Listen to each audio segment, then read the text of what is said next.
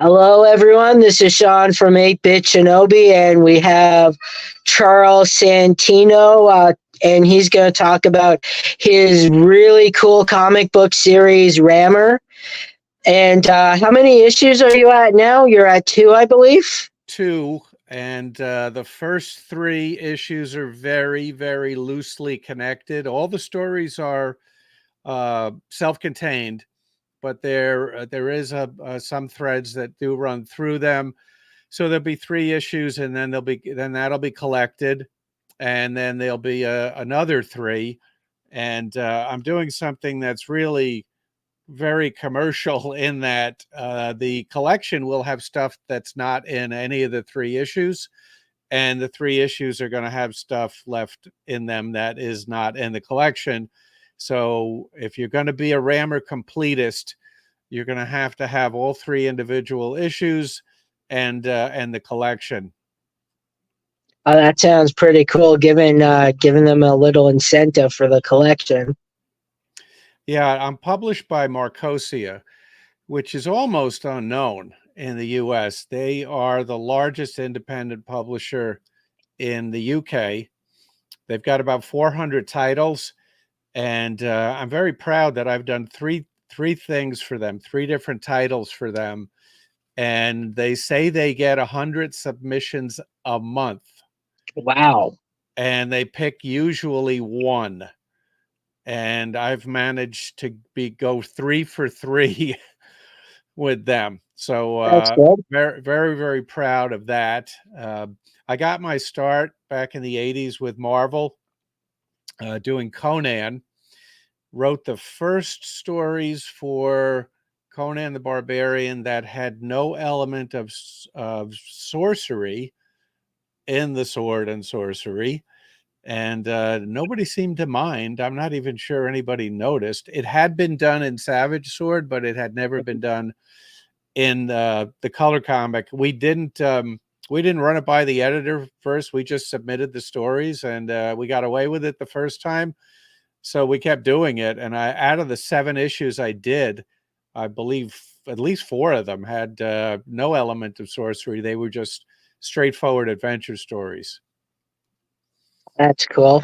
What was it like working for Marvel? I was very, very different. I take it from what goes on now. I mean, my page rate with Marvel, I don't think they're paying too many people that rate anymore. I mean, I wasn't a star or anything. I was just just an average guy making money that I would love to make from anybody at this point. But back then, Conan was selling about 100,000 copies a month. At that time, at Marvel, that was the borderline of cancellation. 100,000 copies a month. Today, if you sell 100,000 copies a month, you might be the #1 comic that month. So it's a very, very different market. I had some pretty good editors there. Larry Hama was my first editor. I used to call him Sarge, not to his face, but he told me something I think about all the time. But when I first got started, he said, "You just need to write more. You need to write and write and write and write and write." And he was exactly correct about that. It's like anything else. You just need to do it a lot, and eventually you'll definitely get better at it. You may get really good at it. So let me tell you a little bit about Rammur. I think the slug line for Rammur might be the shortest, most succinct summary in the entertainment world. He's a master thief in a future police state. And he's got 2 things on his mind: money and women, in that order, because the money will get you the women, but the women won't necessarily get you the money. So it's in that order. His needs are simple. The stories are really straightforward. They're heist stories. In each story, he's going to be stealing something. It could be something out of a museum, as it is in the first story. It could be gold. It could be cash. Uh, could be anything that he can turn around and sell. The equipment that you see on him, it's a little covered up there in the picture behind me, but he has hydrogen gear. In this future, there's a single police state government that runs the entire world, but people live a pretty good life if they're not too keen on freedom, because they've perfected hydrogen energy. So energy in this future is almost free. So even a tyrannical government with its boot on the neck of the population can provide a pretty decent life when energy is free. So it's a dystopian future, but it's actually very pretty looking.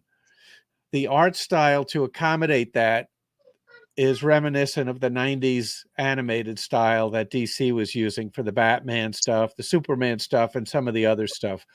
So that's what I tell the artists: give me that style, but in your own version of that style. Each issue, self-contained stories. The first issue has a lead story with Rammur, self-contained, a short Mhm. story with Rammur, self-contained, and then the comic within the comic, which is Top's Tales of the Police State. These are depressing, downbeat little vignettes about life in the police state. For the most part, they don't include Rammur, although I'm going to be sneaking him into one in the near future. Oh, that'll be fun. It's like the movies of old, you know, the heist movies and the gangster movies, kind of like that. Yeah, very much so, except science fictional and futuristic. And these are, like I said, self-contained stories. So we call part one, part two, and part three the Corvus trilogy. That is really a marketing gimmick. The publisher wanted to call the issues before they're collected chapters. And I said, how about part one, part two, and three? We'll call it the Corvus trilogy. Corvus is the miscreant that hires Rammur in the first issue. He's unnamed and unseen. We finally meet him in the second issue, and he's also behind the scenes in the third issue, but he is involved in all three stories, so we get away with calling it the Corvus trilogy. Two issues are out right now. You see the cover of the first one behind me, and here is the cover of the second one. And both Give are me a second. available. Girls, girls, can you go? I'm streaming. Sorry, my kids. That's okay. I've been there and done that. So both are available on Amazon and elsewhere, digital and or print. They are what the publisher is calling prestige format. This is 48 pages with a stiff cover and a square binding. So it's a lot nicer. It's kind of a mini paperback with a and priced accordingly, I should add. But it's definitely worth it. Some of the influences, I would say, if I had to list some, I call Rammur a Judge Dredd perp who could kick Dredd's ass. Yeah. As I mentioned, the DC animated stuff of the 90s.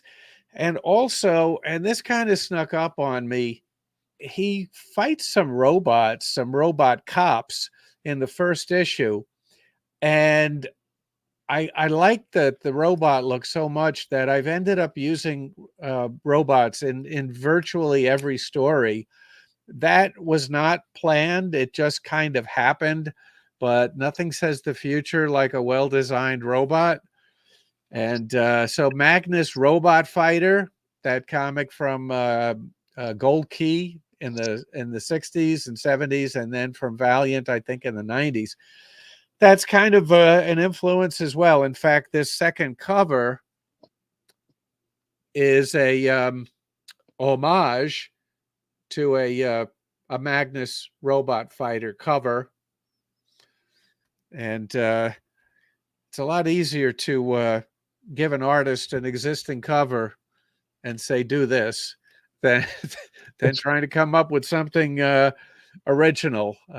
I have no shame about doing that. It's like in music, all the chords are taken. Yeah, No, you can't you can't really invent new chords. So I kind of look at it as existing ideas that are out there. From a copyright point of view, you cannot copyright a layout, and that's why these homage covers are running rampant right now. In the case of mine, it's kind of an obscure one, but you know, it's not a Hulk or a Wolverine cover, but it is it is an existing cover. yeah. I think they're really cool. Those covers. Like I know a buddy of mine. He did a Spider-Man cover from one of the issues. And was he which cover did he homage? I think I have it here somewhere. I can find it.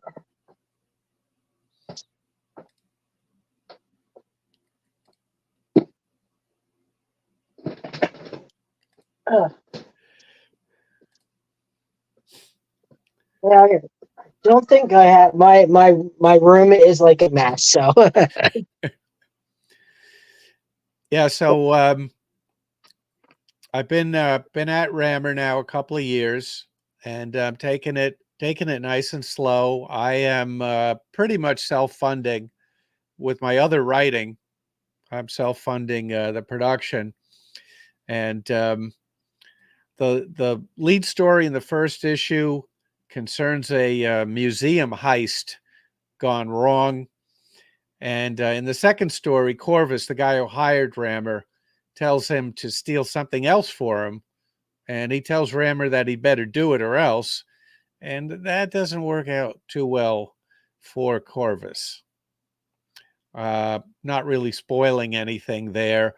There's a high body count in Rammur. And by that, I don't mean a lot of people die. I mean, a lot of people die by the percentage of the people that are in the stories. These are really very, very scantily populated stories. Each story has maybe a handful of characters, two or three main characters, one or two subsidiary characters. Left standing at the end of the story will be Rammur. Maybe somebody who was working with him survives, and very few people who are working against him survive. So he tends to get the upper hand. It's not going to be a surprise when he comes out on top at the end. He might not come away with very much in the way of fungible goods, but he does come away with his life. you'd think those that are working against him would think otherwise after the other people haven't gone well for Well, him. that's another good point, because one of the things I try to do in these stories is so many stories are so epic and world encompassing. And I've always been attracted to stories where the only people who knew what happened, the only people who were involved, are the handful of people in the story.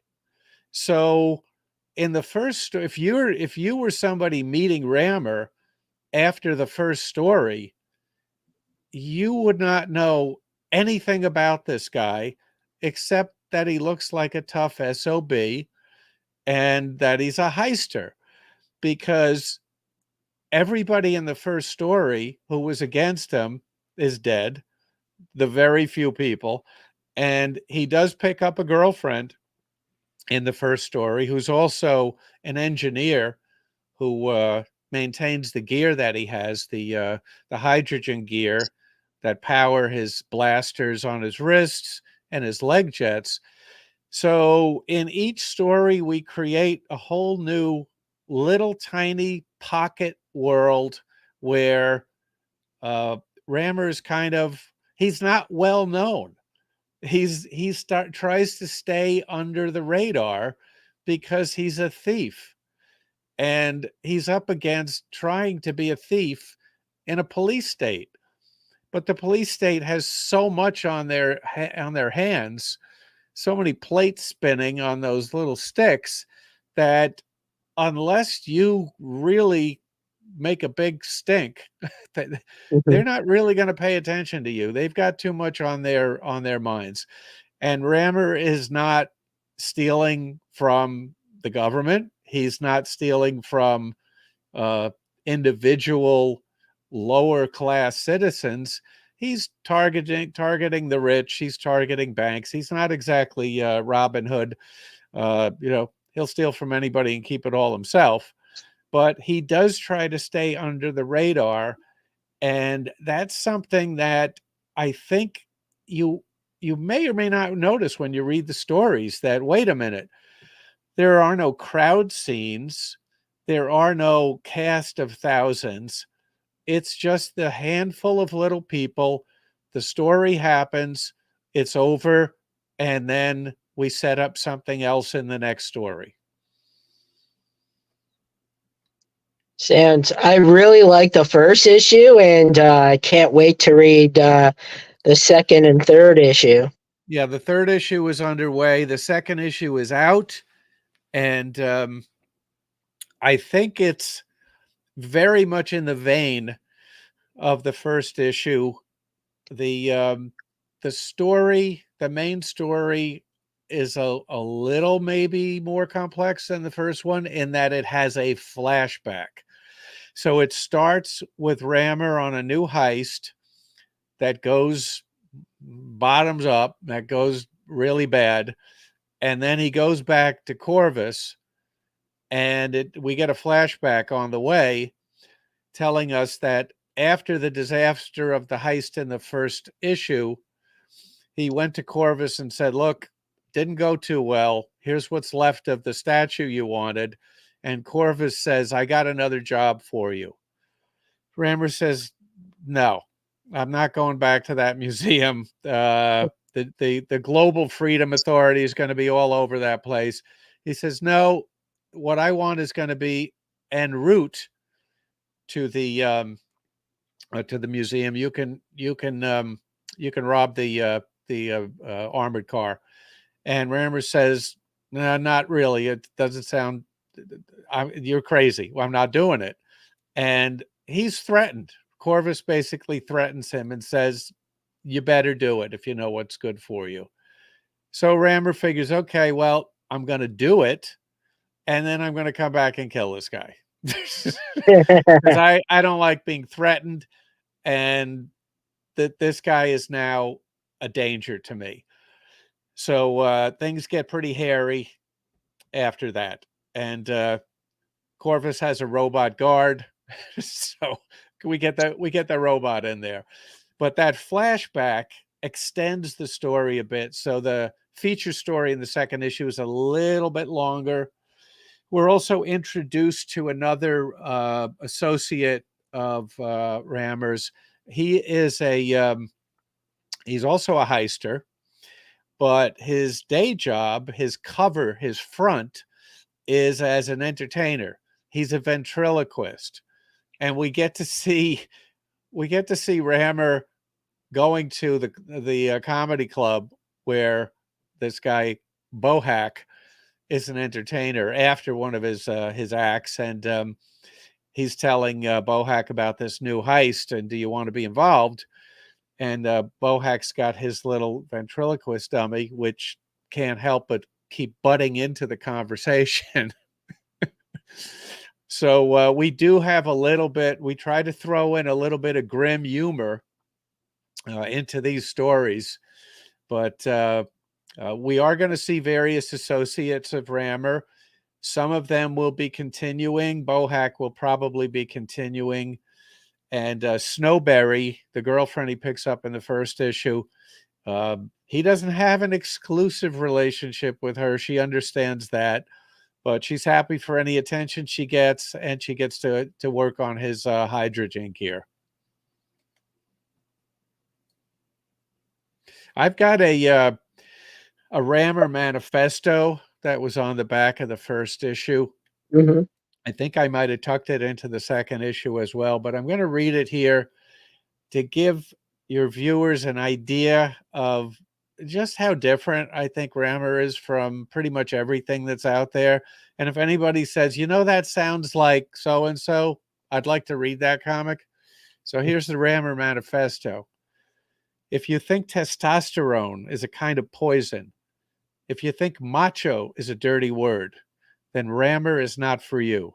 But if you want stories that make your pulse race, stories that grip and delight you, stories with beginnings, middle, and endings, self-contained stories that give you the fix you need, stories told visually the way the gods of comics intended, stories about a criminal so clever the police state will never nail him, a thief so cold he'll freeze your blood, then, you guessed it, you want Rammur. Rammur, a man, no man can stop him. Rammur, no woman can resist him. Rammur, no prize can daunt him. So there you go. That's the guy and the tone of the book in a nutshell. So is it only going to be a 3-part series, or do you have plans for more after that? The fourth issue is being drawn. Actually, the third issue is about to get lettered. It's all drawn and colored. The fourth issue is underway, so it looks like it'll be sets of 3. There'll be 3 prestige format individual issues, 48 pages, 52 with covers. Those will be collected in about 100-page book. So obviously a lot's going to be left out, but the 3 main stories will be in each collection. After that first collection, issues 4, 5, and 6 will actually be parts 1, 2, and 3 of the next 3-parter. But again, it's only 3 parts in the commercial sense. It will be all self-contained stories, maybe with some sort of thread that runs through them, but you'll be able to read any story in any issue, and they'll be self-contained. And each issue is going to have the comic within the comic, Tops, Tales of the Police State. Those stories are really short, 4 pages or 2 pages. And these are self-contained stories. And if any writer of comics wants to give themselves a challenge, try writing a 2-page story that gives you a complete story, that sets up a story with characters that you immediately understand who they are and what they want. The story plays out and it's over in 2 pages. I got a couple of those 2-page stories. I've done a couple of 4-page stories, 6-page stories. One of the things that I'm doing with Tops, I'm kind of crossing over into Rammur. So I had an artist draw a story about a cop who goes kind of rogue and decides that she didn't get a promotion she deserved. So she's going to make good and make a name for herself by nabbing this guy Rammur that she got a tip on. He's going to rob a warehouse. She thinks that maybe that'll work out for her. So it's told from her perspective, and at the end of the story, we see Rammur. Then I decided, why not tell the exact same story from Rammur's point of view? So the beginning of the story sets up very differently because it's from Rammur's point of view. And then the end of the story has the same finale and the exact same ending, but told from Rammur's point of view. So I thought that would be kind of a clever thing to do. So one of the stories is a Tops story called Rogue Plunk. A plunk is slang for a human cop as opposed to a robot cop. So that's called Rogue Plunk. And then the other one is called Rogue Plunk Rammur version. They will both be in the collection, but I'm not sure which one, if any of them, will be in the third issue. I haven't decided yet. So I like to mix it up. I like to keep it interesting. Do things that I don't believe other people are doing. I really don't see anything out there like Rammur, and you could take the approach. Well, I want to see what's popular, and I want to do something that looks like it's very popular theme, a popular subject matter. And I just decided I want to do something that I would want to read. And generally, my tastes are commercial enough that I figure if I really like it, other people are going to like it. I did a crowdfunding for the first issue because I found out at the last minute before I went to print that Marcosia does indeed print certain individual issues. So I didn't need to go to a printer. I fulfilled that campaign with the print run, print on demand from Marcosia. So I didn't need to do for the second issue. I didn't need to do a crowdfunding, but I did garner a small but really hardcore fan base with that first issue. Oh, And that's nice. yeah, and so it's always great when you've got a hardcore following that you try to build on. And obviously, you'd like as many people to be really excited about the title, but at a certain point, if you're going to be really successful, you get beyond that, and then you have the casual readers. But the casual readers are attracted because that core group has gotten big enough that they can't avoid hearing about it.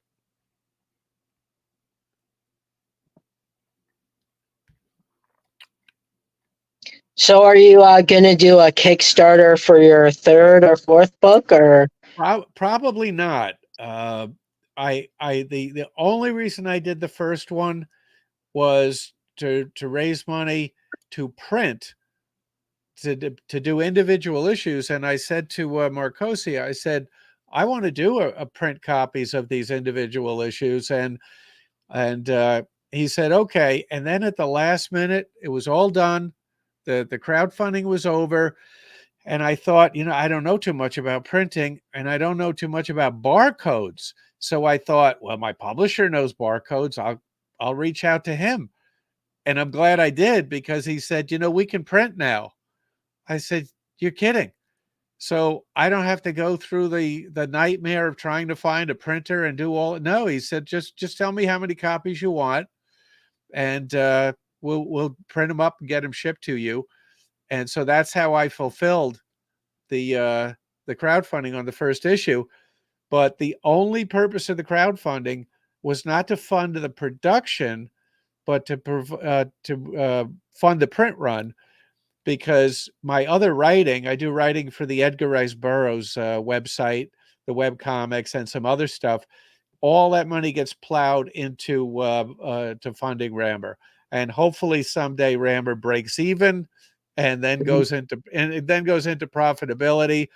My three co-creator artists will then get some profit sharing. They are Paulo Perez, who's the main artist on the first three issues. He's based in Brazil, and I found him by just Googling animated style comic book art. And before him, Andrew Wendell, who does storyboards now, but originally he was doing some stuff for Valiant in the 90s. And so he did some concept work on Rammur. And at the beginning and at the very end, Joe Staten, who's a longtime artist with Marvel, DC, and everybody, he was the first person to draw a concept sketch for Rammur. And then it kicked around with these other artists. And then I came back to him for the final version. And Paulo Perez drew the model sheets, who created model sheets to show him from every angle, so that any artist could draw him. And I recently posted on Facebook, and this will show up in the collection. I don't know if you remember back in the Silver Age, Marvel would do these in the annuals. Usually, they do these little feature pages on Spider-Man, Iron Man, Daredevil to show how their gear worked. And I thought, rather than stop a story to explain Rammur's gear, why not do one of those little features? So I posted that recently on social media, a 3-page a little feature on how his gear works, and pretty much everything you need to know about his equipment, his outfit, all of that stuff without stopping a story to do it. The art on that was done by Russ Leach. He's a UK artist who coincidentally has worked for Marcosia in the past.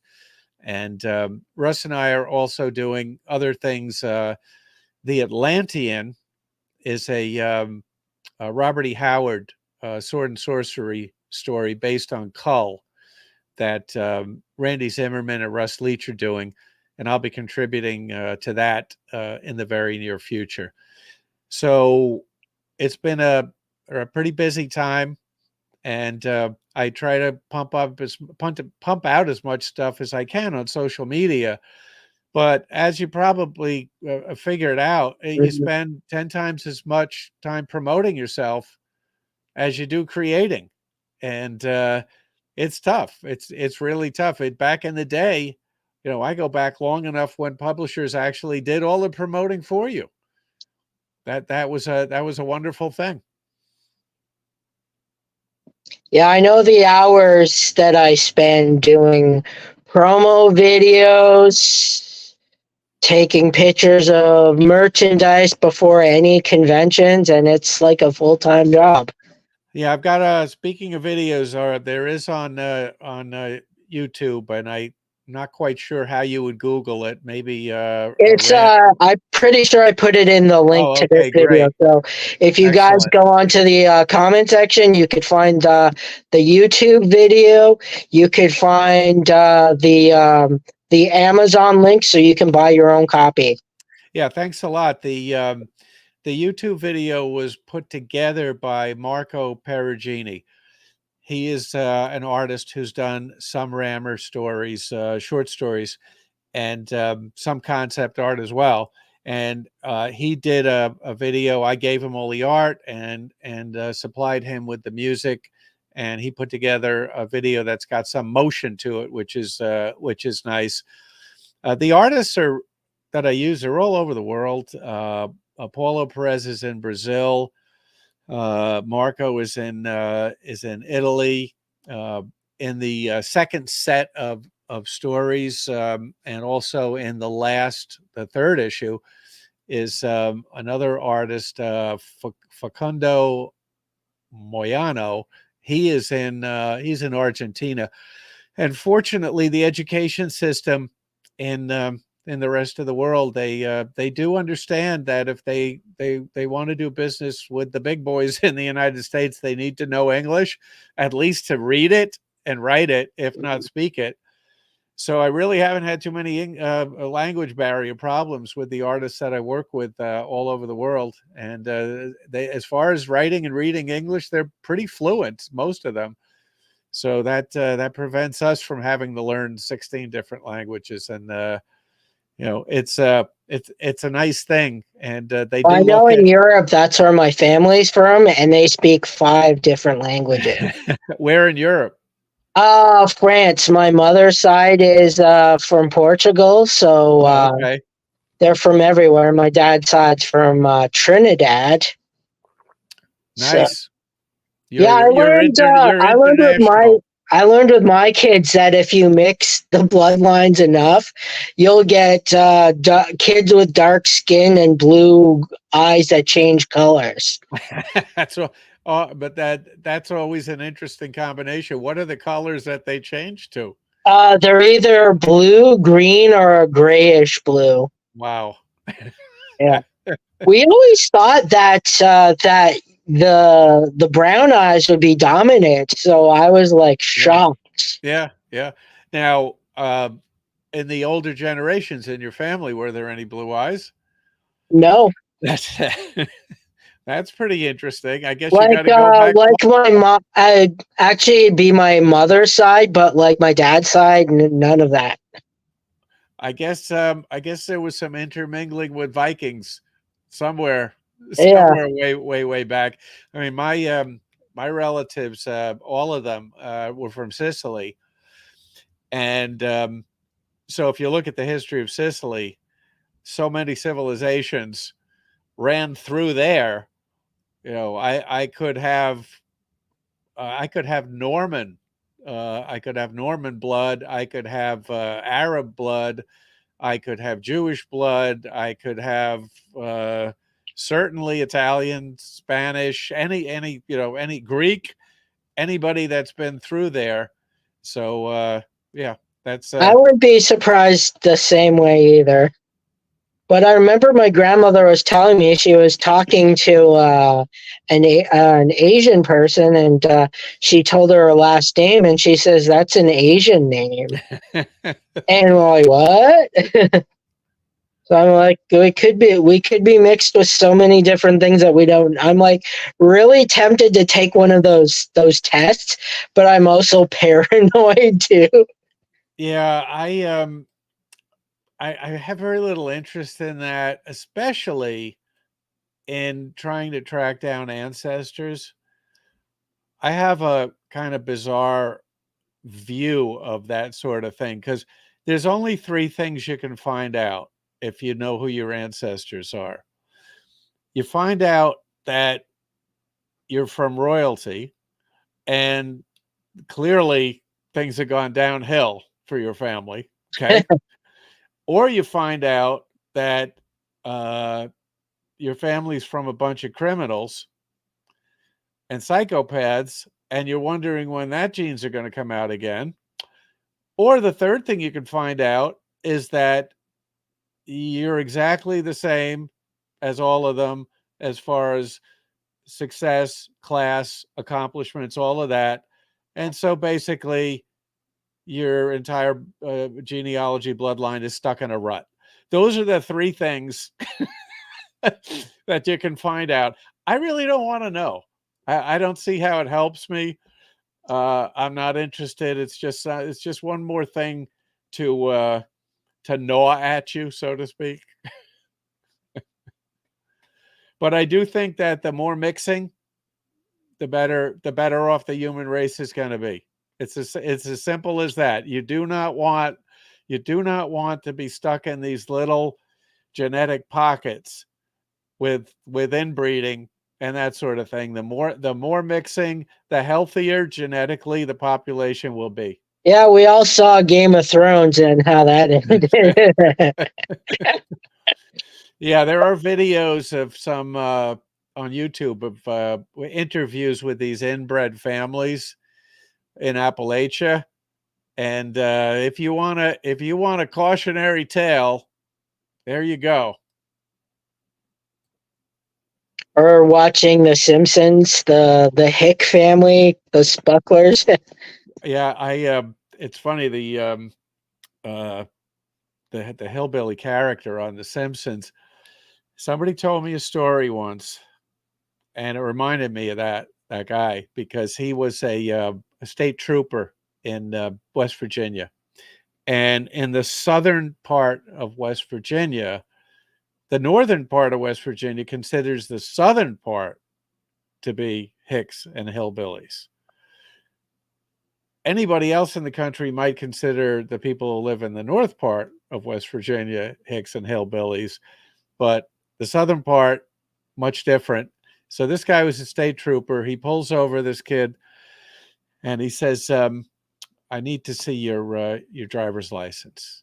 And the kid says, "You mean my road card?" "Yes, son, your road card." That's what I need to see. So that's a true story. Maybe there was some inbreeding going on there. Not quite sure. But you can relate that to comics. There's a lot of inbreeding creatively in comics. Mhm. Ideas just continue to fold in on themselves, feed off of the same ideas over and over and over and over again until you've got a carbon copy of a carbon copy of a carbon copy. And it gets so far away from attracting, let's call it, the casual reader. There was an article in the New York Times magazine section in the 80s that drawing on the dark side. And it was talking about how comics were getting very dark and how they had shown the casual reader the door. You can't read, you can't pick up a random comic today, for the most part, and understand what you're reading. Sometimes even readers who are reading a bunch of comics will try to pick up another series. You know, they're reading superhero comics every month, and then they go, I want to broaden my horizons a little bit. I'm going to pick up this other series, and they can't get into it. Stan Lee famously used to say every comic is somebody's first. And I think very few publishers and creators are looking at it that way today. They are showing the casual reader the door, and so the audience is getting smaller and smaller and smaller. Comics and graphic novels, the format, are selling more than they have ever sold. But most of those sales today are in young adult graphic novels sold mostly to a library and school market, and manga. And traditional superhero comics are making up a smaller and smaller and smaller part of what is actually, ironically, a growing business. Graphic novels and comics have never sold more than they are right now, but you'd never know it going into a comic book shop. Well, I think like the stories are so much more interesting. Like I got bored with Marvel and DC and just started going back into the manga and independent comic books. They're so much more interesting. It's like how many times can I reread the Spider-Man or X-Men being reimagined or whatever? Yeah, it's you almost get the feeling that the independents are more concerned about satisfying a few hundred readers, and the majors seem to be hell-bent on pissing off a few thousand readers. So it is, I do feel a closeness and a connection to my readers because I'm still at the point where I can correspond with most of them. I hope I get to the point where I can't do that anymore, but I really feel as if they're dedicated, and so I'm dedicated to make sure that I'm delivering a quality product to them. And the majors don't really seem to care how many readers they lose. I don't really understand that that business model, but it's out there. I don't understand that. Like watching the new Star Wars, I just can't watch it anymore. And I'm being told, oh, it's not for you. I'm like, okay, I won't watch it. Yeah. And then you look at movies like Bad Boys, which is just, the regular popcorn flick that probably isn't making any records, is making records today. That's why Deadpool made so many records. They're making it for the people that want to read it. Yeah, it's hard to say where the whole thing is going, but what might happen, it's easy to imagine it, is that Hollywood, let's call the entertainment industry Hollywood just for convenience sake, start to pick up on some of this independent stuff the way they used to. Hellboy, technically, Yeah. that was independent. Now, Judge Dredd, it's not really independent, but you can kind of look at it that way. So maybe what happens is a couple of these guys who are working in their basement, putting out these comics for a few hundred, at least, people, all of a sudden somebody out there goes, you know what, this would this might make a good animated series or a good live action series. And so maybe more of these things are going to be picked up. And I can't think of an example yet of a real grassroots independent project being picked up. Or maybe I'm just not thinking about something that's actually happened recently, but I can't think of an independent that's gone real big. Oh, hopefully. Yeah, it can happen. They're always, if they're smart, they're always looking for the next thing. When I think about Rammur, I think I think in animated terms, I think it would work much better as an animated series than it would uh, as a live action. Live action is trickier. You've got to cast it. Hmm. You got to have a lot of special effects that cost a lot of money. But you know, there's still some good stuff being done out there. It's kind of comics adjacent, but this Godzilla minus one. I don't know if you've seen it, I've but been wanting to see it, oh, but it's when you fantastic. have kids, it gets harder to see things. It's a great movie, and based on what I heard about it, I dragged my wife to it, who has no interest in that sort of thing, and she loved it because it's a movie about people, and Godzilla is an element, a very important element in the story, and somehow they made this movie for a small fraction Yeah, of that's what I what heard. It was oh yeah, like 20 or 50 million or yeah, something like that, and yeah. it made like 1 billion or something ridiculous. Yeah, and they did a black and white version of it as well, which I haven't seen yet, but I'd like to see it. I'd like to see the black and white version. But it's a great movie. I'm a huge Godzilla fan. I've seen most of the Japanese movies. Some of the American productions I'm not so thrilled about, but this one really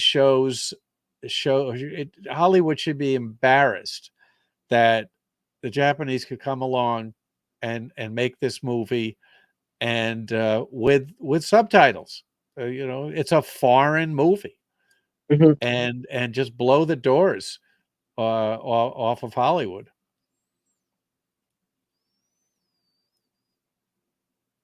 Yeah, it's really interesting, but I know that they know their market and they know what their fans want, but like I don't understand, like, why don't you make something that your fans will like? Well, eventually, I think the profit motive, I hope, will come back into play, and they'll try to figure out what works in terms of story. The rules of storytelling are actually pretty simple. It's pretty straightforward, and it doesn't mean that you have to have a goody good hero. You can have a complex hero with many sides to him or her. You can have an anti-hero. Rammur is he's a bad guy. He's just not as bad as everybody else he's up against in the story. So you kind of root for him, and you kind of live vicariously through his adventures. And you think, wouldn't it be cool to be this guy who kind of makes his own rules? And he's not a psychopath. He doesn't kill people for fun, anything like that. But if it becomes absolutely necessary for his survival and the successful outcome of his heists, don't cross him. That's not gonna be a good idea. So I Yeah, see for by sure. the clock we're getting close to an hour, and I'm Yeah, assuming that that's close to wrap up time. Is that correct? yeah. All Is right. there anything else that you wanted to mention before we go? Well, let's see. Let's recap. Rammers, the big guy. behind me there and on my head. I'll tell you a funny little story about why he's spelled the way he is. You are. It's kind of a little odd and a little hopefully futuristic, but I wanted the name of the character to be a web address as well. And originally he was called Rammur. For the Ram scoop that's on his chest, the Ram scoop sucks in hydrogen atoms, and there's a compact fusion reactor on his back that turns the hydrogen into energy. This is all scientific. It's it's taken to a very fantasy level, but it's all based on science. So I figured Ram Scoop, Rammur, Rammer. Well, I looked up that website, and it's the address of a company, I believe, in Norway that makes heavy equipment for grading roads. So I thought, oh, okay, that's taken. And I thought, how about Rammar? It's pronounced pretty much the same. Let's look that up. Well, that was a chain of grocery stores in Turkey. Rammar. So I thought, okay, I'm running out of vowels here. Let's try Rammur. Look that up. Bang, available. I immediately bought it and decided that's the name of the character. And I subsequently discovered it is apparently a first name in India. It's a male first name in India. There are people from India named named Rammur. So that's just kind of amusing. But that's why he's named what he is. And again, go to Amazon, Rammur. You'll also see everything else. A lot of the other things I've done over the years. Some of the Conan stuff has been collected a number of times. That's available. A Western graphic novel based on the work of Louis L'Amour. That's out there. It's called uh, Law of the Desert Born, done with his son, Beau L'Amour. And Thomas Yates did the art. And for Penguin, I did Anthem, which is a science fiction novel by Ayn Rand. I adapted that with Joe Staton. And there's a bunch of other stuff out there. But Rammur is mostly what I'm working on now. 2 issues right now. The 3rd issue will be out soon. But again, all self-contained stories. So if you decide you like the way the cover of 2 looks better than 1, you can get 2 first, and you will not have missed anything. Or you can buy the next one because you can buy 1 because you've enjoyed 2 so much. Hopefully.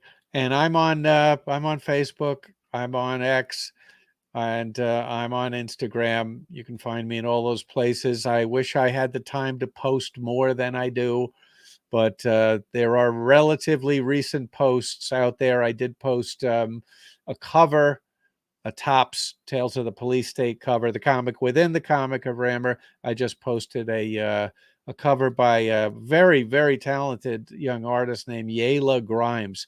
Yayla is a student at Virginia Commonwealth University.